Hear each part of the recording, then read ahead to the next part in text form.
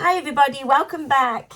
Sorry it's been a while, I've not been very well, I'm afraid. The dreadful flu-y, coldy bug that we all get just before Christmas, I'm afraid. Just one of those things. But anyway, so I thought I'd come on and I wanted to talk to you a little bit about drawing. I went onto this recent group and wow, they are really into drawing, and it's an amazing thing. What I wanted to explain to you about it is the fact that it's so relaxing, you know.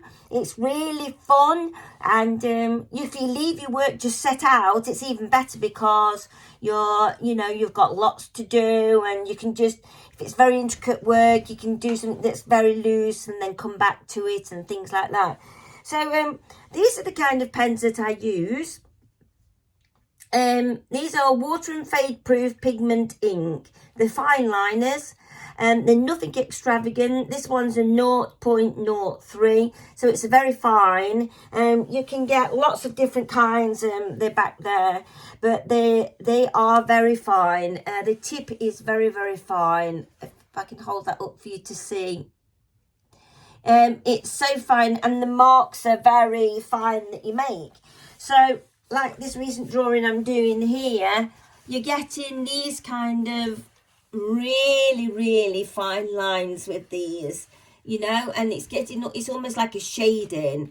So yeah, so what I wanted to show you was that how fine line they really are. I mean, look at this, you can barely see this. These are very fine. So that is absolutely brilliant for doing your intricate work. Just when you think you can't go any finer, you can. So I think it's nice to sort of go that little bit, one step further. It's that one step further that's going to give you your work that edge on all other artists out there, because you're taking the time to give that little bit of intricacy.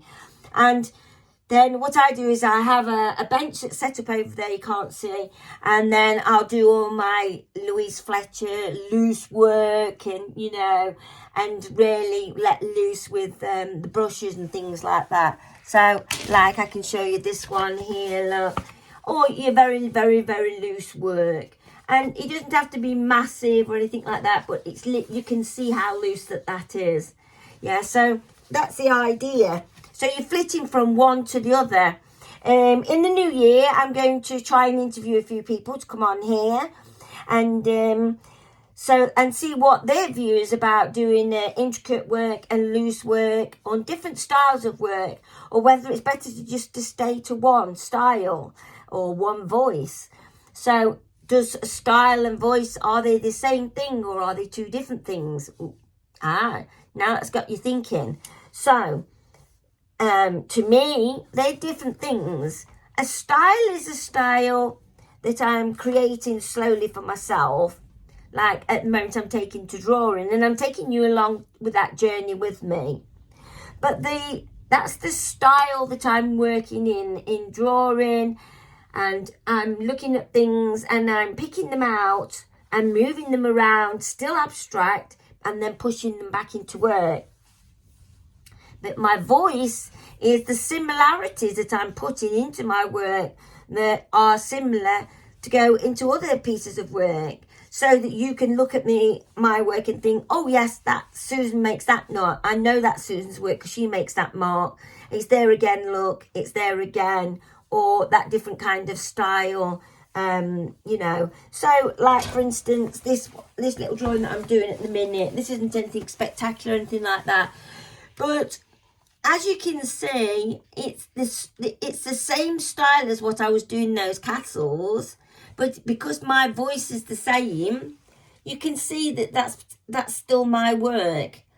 So that's what I'm trying to make you understand, that it's not just about the style of just drawing. I don't want to just start just drawing indoor things, because actually I like outdoor things, but at the moment the weather's horrible. So I'm relying back at the moment on photographs that I've already taken. This one, believe it or not, was taken from a haunted pub in York, and yes, it's been quite fun doing parts of it and things. Of course the table didn't come out right, but it doesn't matter. This is in my sketchbook. It's like no big deal. This is where all the art really is, like what I've shown you in different things.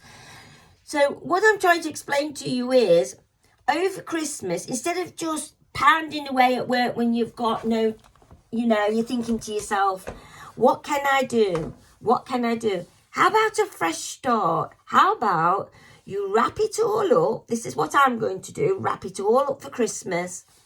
I've just cleaned my studio. I've hoovered. I've done everything that I like to do. And then I wrap it all up. And then I'm taking pictures as I'm out dog walking and things like that. Or I'm looking on the internet of well, there's this certain house that interests me. I have got some pictures of it, but I've also found it on the internet where there's loads more pictures, and I'm like, wow. So that's definitely going to be in my next piece of work. So I will set up on my table here another large sheet of work with lots of little bits and bobs of paper at the side. I've learnt some big things though. When you're drawing, there's no use taping off your work, because if you tape off the work right around the edges, no matter what tape I use, it does spoil my work. And I think when it comes to drawing, the paper has to remain perfect. So to keep it in that perfect condition, I'm not going to be taking any risks. So maybe just a little bit across the corners, just to stop it from moving. But you see, sometimes you want your work to move around as well, especially when you're drawing. In the new year, I'm going to be teaching you, or attempting to teach you, some lovely new techniques for drawing that you can bring in as mark making to your abstract work or to your Nero art as well. And new techniques and things, not just cross-hatching like what everybody does, but just new techniques. And so next year is going to be interesting. I'm still going to be doing Nero art, and I'm still going to be doing abstract painting, so don't fear for that. So if you are a while waiting for those, be patient with me, because there are 3 things that I love, and that's drawing, abstract painting, and Nero art. And depending on what mood I'm in is depending on what work I want to work on. So if it's not your thing, then you perhaps have to just hang on until it is. But please show the support still. Hang in there with me. And as I say, I'm going to try and get some guests on, and we're going to have a little chat about what sort of things that they like to do, and what sort of thing they might have a different opinion to me. So to wrap up the end of my year, this is what I do. I don't close my studio down. I keep it warm. I keep it aired out. I hoover it all up. I clear it all up. Kind of packing it away for Christmas, if you like. But in the next breath, not as well, because I'm resetting up for new work and re-inspiring myself. I'm going to enjoy all my Christmas cheers the same as everybody else, especially now I'm starting to feel a little bit better. I might be able to have a little tipple, who knows. And then I'm going to be studying and collecting all the things that I want, and like sort of making my mood boards and getting everything all ready for the new year, and for it to all be exciting to start afresh again. And then in between Christmas and New Year, sometimes you get a little bit bored. And if it's already set up, you've got nothing to worry about, have you? You can just come up into my attic studio, and you can just think, oh, I might just put a little black mark there, and it might set you off. Okay, just think that things, just a little tiny mark can set you right off until you're so absorbed in it and things that you can't stop. And it's like a good book, isn't it? If you're reading a good book, you can't put it down until you become book drunk. Well, you become like art drunk, just in the same way. So lots of tips here today. Straighten up your studio if you want to really enjoy, and relax. Enjoy the festivities and everything, knowing that like everything's all cleared away. I mean, I've still got to go to work as well, so I'm the same as everybody else. No, I'm no different. I'm no professional, but this is what I personally do. So it's important, you know, get it all cleared up. Get your hoover put on. Get everything put where you want to. Clear all your paints up. Put them all back in order. Wash out all your dirty vessels. Chuck away any horrible brushes you can't do anything with. And then just sit and relax. Close that attic door as I'm going to do. But then, keep flitting around, looking on your phone, taking lots of photos when you're out doing on your dog walks. And you might go to a pub. You might go into a pub. You might think, gosh, I really like that chair. It's just a simple chair. Take a photograph of it. Why not? When you get home, you might not feel the same way. But if you look at it and there's something about it that you really like, you might do. Like this chair. Actually, in this picture here, this chair was the only thing in this room that I really, really liked, and those vessels that was on there. That's bright gold, that vessel was. And the old-fashioned fireplace, which you can't be bothered really to do much detail on because it wasn't what I was initially drawing. It was this chair. It was a high-up stool with a low-back chair on the back of it. And it was put half across the line. It got like a metal pipe, brass line pipe going along through the chair, and the chair was half on it and half not on it, and I liked that. And the other chair was like leaning back. You couldn't possibly sit on this chair and be comfortable because it was leaning that far back. I would have had to have put my bag at the back of me or something to do that. But what I've done is a rough sketch, and then I've practiced. When you see closer, again, filling in, look, the etching's very, very fine. Things. But I managed to capture the chair where I wanted it to. So that chair will, in my next piece of work, because I like it, and now I've drawn it how I like it, I'll be able to place that in my next piece of work. Do you understand? So just from going to a pub when I went to York, that was something that I found. Just that one chair. And my husband's like, what are you doing? I'm just taking a photograph of this chair. He's like, okay. But there's reasons behind it. I'm not getting funny. Well, I probably am. But, excuse me. So what I'm trying to say to you is, even though you're not working and you're doing all your festive things, take lots of photographs. Take them. If you've got a sketchbook and you're bored, you don't want to sit in your studio and things, and you want to sit downstairs and you want to watch some TV where it's all nice and warm and be with the family, you can still sit there with a sketchbook, but probably you won't want to. You probably want to have a nice break.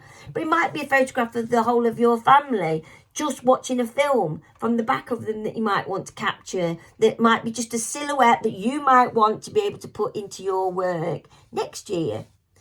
So what I'm going to do is I'm going to take a little bit of a break. I hope you've enjoyed all this year's work. I've put such a lot of work into the YouTube videos that I've done for you to try and give you as much value as I possibly can. I never expect anything back. And I just want to share anything that I've learned and just think, oh, I can't wait to video this and show you. So I'll continue that next year. And as I say, I'm going to try and get those guests in for you to see you and video it somehow. Not quite sure how I can put it on here yet. It won't be that long before I'm monetized as well. That's coming along great. So maybe one day you'll be able to buy me a cup of coffee at £1.50 or something daft like that. So that might be a nice reward one day. But apart from that, I'm not going to ask anything of you. So wrap it all up if you feel like it. If you don't, I know one of my teachers, she likes to get stuck in between Christmas and New Year because there's nothing she wants to do more than to just relax and to sit and paint. Well, I've done that much of it leading up to that. I'm just going to just close my door and then just pick it up because it'll already be set up as I wander in the room and as if I feel compelled to it, if it draws me in. If it doesn't draw me in, I'm just going to leave it. And then straight after New Year and straight after that, I'll be back in there with fresh ideas. The work will already be set up, and I'll be able to come back to you, and we'll all be able to have fun together. So this is the last video until just after Christmas, well, just after New Year. So just over a week, possibly 2. So enjoy your festivities. Take care of your selves and all each other. Be kind to each other. Enjoy your art. Collect your photos. And don't miss out. This is the best time now. Just think of that beautiful glass of red wine or that Baileys on that coaster next to the fire. Or already I'm getting ideas. All right. Love to you all. Bye.